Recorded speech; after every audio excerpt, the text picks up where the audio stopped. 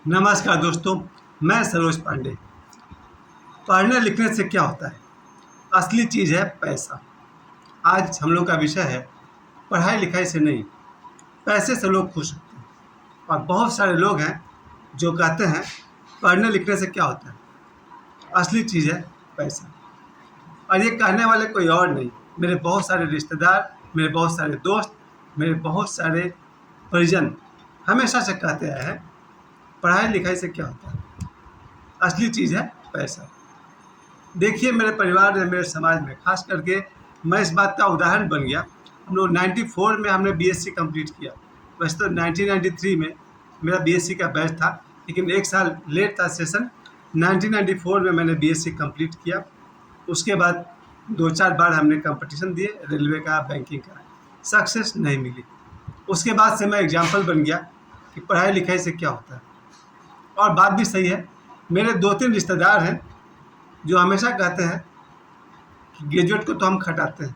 और बात सही है, मेरे 2-3 ऐसे ऐसे रिश्तेदार हैं जो कुछ खास पढ़े लिखे तो नहीं है, लेकिन उन्होंने स्कूल खोल लिया और स्कूल में उन्होंने बहुत सारे ग्रेजुएट टीचर रख लिए। और वो हमेशा ये दम भरते हैं कि ग्रेजुएट को तो हम खटाते हैं। और बात भी सही है, उन कम पढ़े लिखे लोग के सामने ग्रेजुएट भी हाथ बांधे खड़े रहते हैं। ये एक समाज की बहुत बड़ी कड़वी सच्चाई है। मैंने अपनी आंखों से देखा है, और देखा ही नहीं बल्कि थोड़ा बहुत सहा भी है। जो आदमी कम पढ़ा लिखा है, किसी तरह से अगर वो कोई स्कूल खोल ले और स्कूल में वो 10-12 पढ़े लिखे टीचर रख ले, तो इन 10-12 टीचर को, पढ़े लिखे टीचर को, उस आदमी के सामने हाथ बांधे खड़े रहना होता है जो इनसे कम पढ़ा लिखा है। क्योंकि उसके पास पैसा है, उसने पैसे लगाए हैं, उसने लाखों रुपए लगाए हैं। और ये पढ़ा लिखा भाई साहब तो 2-2.5 हज़ार रुपये कमाने गया है। वहाँ ये बात पूरी तरह से सही दिखती है कि पढ़ने लिखने से क्या होता है, असली चीज़ है पैसा। हर आदमी पैसे की कीमत जानता है, लेकिन पढ़ाई की कीमत जानने वाले कितने लोग हैं? ज़रा सोचिए, मेरे रिलेशन में जितने भी लोग हैं, उन्होंने अपने बच्चे को बहुत ज़्यादा पढ़ाया लिखाया नहीं, क्योंकि उनकी नज़र मुझ पर थी कि ये पढ़ लिख कर जब निकम्मा निकल गया तो भाई हमारे बच्चों के पढ़ाई का क्या भरोसा। उन्होंने बच्चों को बचपन से पैसा कमाना सिखाया और वो लोग पैसा कमाना सीख भी गए हैं। आज हर माता पिता की ख्वाहिश यही है कि बच्चा मेरा पढ़ लिख कर पैसा कमाए या फिर पैसा कमाए। पढ़े लिखे या नहीं पढ़े लिखे ज़्यादा फर्क नहीं पड़ता है। पढ़ाई की क्या कीमत है, पैसे की क्या कीमत है, बताने की ज़रूरत नहीं है। हम सब जानते हैं पैसा से पढ़ाई खरीदी जा सकती है और पढ़ाई से पैसा मिलता है। बात तो सही है, ज़रा सोच कर देखिए कितनी सच्चाई है इस बात में। कभी कभी कुछ लोग कुछ पैसे लगाकर कोई छोटा मोटा कंपनी या फैक्ट्री खोलते हैं, उसके बाद उनके पास बड़े बड़े पढ़े लिखे लोग नौकरी करते हैं। मैंने तो ये भी सुना है जो दुनिया के सबसे अमीर आदमी है, बिल गेट्स, उनसे ज़्यादा पढ़े लिखे उनके स्टाफ है, और होने भी चाहिए। और यहाँ ये बात साफ साफ दिखाई पड़ती है कि पढ़ने लिखने से क्या होता है, असली चीज़ है पैसा। आप ज़रा सोच के देखिए, अगर आप किसी शादी में, किसी बारात में आप गए हैं या किसी बेटी की शादी में गए हैं और वहाँ 5 अमीर लोग आ जाए, अमीर मतलब करोड़पति, और वहाँ 10 ग्रेजुएट पहुँच जाए, आप बताइए किनकी ज़्यादा इज्जत होगी? ज़रा सोच कर देखिए। जहाँ पर 5 करोड़पति आ जाए और 10 ग्रेजुएट आ जाए, कम पैसे वाले, आप बताइए समाज किनकी इज्जत करेगा, ग्रेजुएट्स की या उन करोड़पतियों की? बहुत साफ साफ दिखता है ना। और तभी, जैसा कि मेरा एक दोस्त है, वो डीसी है, डिप्टी कमिश्नर, और तभी वहाँ एक डीसी भी पहुँचा है, डिप्टी कमिश्नर। अब बताइए सबसे ज़्यादा इज्जत किसको मिलने वाला है, करोड़पतियों को या ग्रेजुएट्स को या उस डीसी को? साफ साफ सोच कर देखिए किसको इज्जत मिलने वाली है।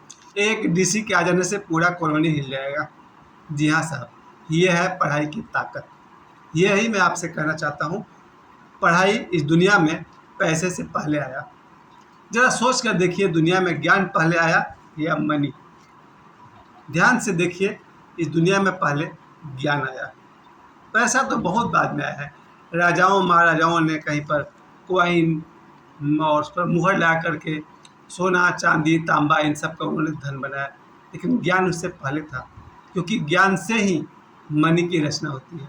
आज भी जो नोट है उसका जो प्रिंटिंग है उसके लिए ज्ञान की ज़रूरत है। ज़रा सोचिए कौन ज़्यादा इम्पोर्टेंट हुआ, ज्ञान या धन?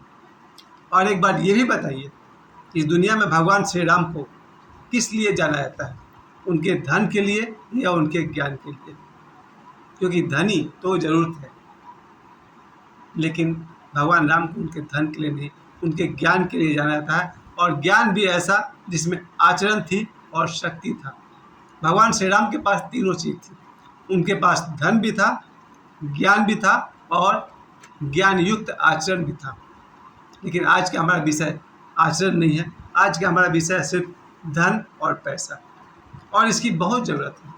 अगर किसी ज़िला में देखा जाए, जनरली जो नेता होते हैं, विधायक होते हैं, एमपी या एमएलए होते हैं, अक्सर उनकी जो धन संपत्ति होती है आम जनता से ज़्यादा होती है।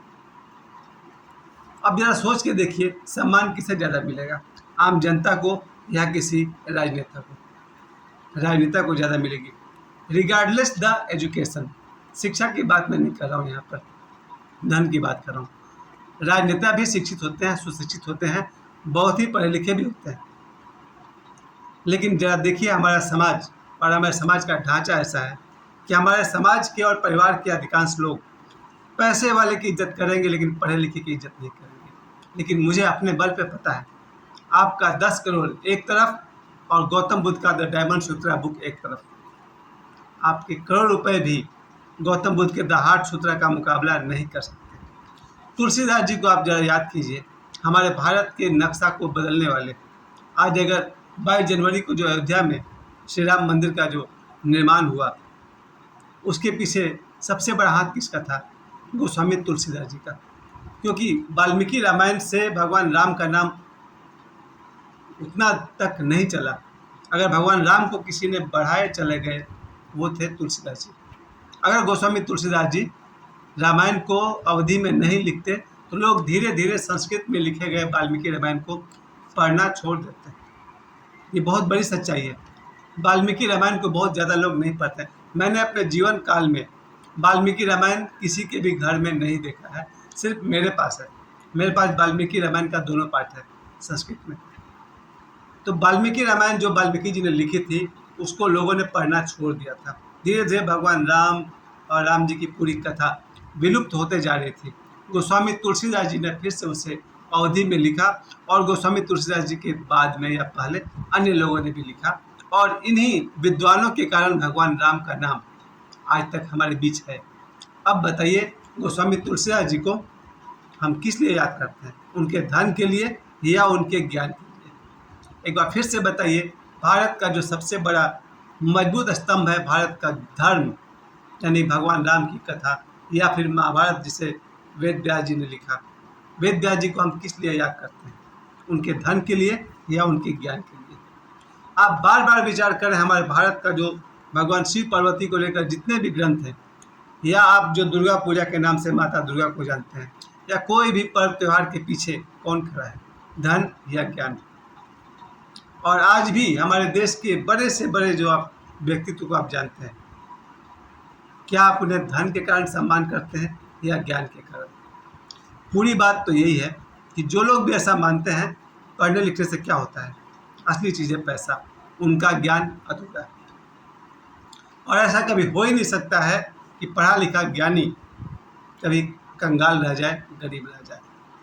केवल वही पढ़े लिखे लोग कंगाल और गरीब होकर रह गए जिन्होंने पढ़ाई के साथ भी खिलवाड़ किया था। अगर प्रॉपर रूप से आप पढ़े लिखे हैं, अगर आपकी पढ़ाई लिखाई उचित रूप से हुई है, और उचित का मतलब ये नहीं कि एक्सीलेंट, बस आप अपनी 100% ताकत से, अपनी पूरी एनर्जी से, पूरे मन से अगर आपने पढ़ाई लिखाई की है, तो याद रखिए, विद्वान की पूजा सब जगह होती है, धनवान की पूजा तो अपने देश में होती है। आपको संस्कृत का वो श्लोक याद होगा, स्वदेशे पूजते राजा विद्वान सर्वत्र पूजते। मैं एक बार फिर से कह दूं, स्वदेशे पूजते राजा विद्वान सर्वत्र पूजते। यानी कि धन का सम्मान आपके अपने देश में होता है, लेकिन विद्वान की पूजा पूरे संसार में होती है। मैं एक बार फिर से आप सभी से निवेदन करना चाहता हूँ, ये कहना गलत है कि पढ़ाई लिखाई से क्या होता है, असली चीज़ ध्यान है। मैं तो यही कहूँगा मनुष्य उस दिन सुखी होगा जिस दिन उसके पास धन भी होगा और विद्या भी होगी। धन और विद्या दोनों के संगम से ही भगवान विष्णु का अवतरण होगा, क्योंकि भगवान विष्णु के साथ लक्ष्मी भी है और उनके ज्ञान के क्या कहने। मुझे समय देने के लिए आप सभी को बहुत बहुत धन्यवाद। नमस्कार।